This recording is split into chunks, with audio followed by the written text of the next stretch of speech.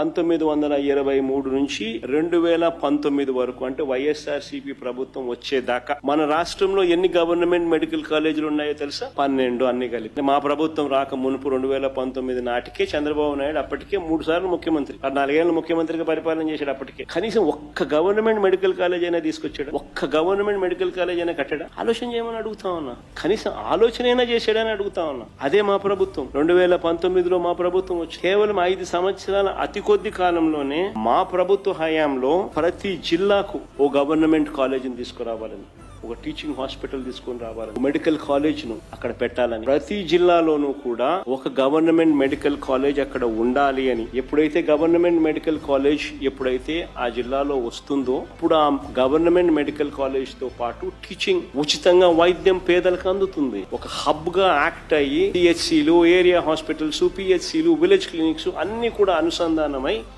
ప్రజలకు మెరుగైన వైద్యం ఆ జిల్లాలో మొత్తం అందుబాటులోకి వస్తుంది.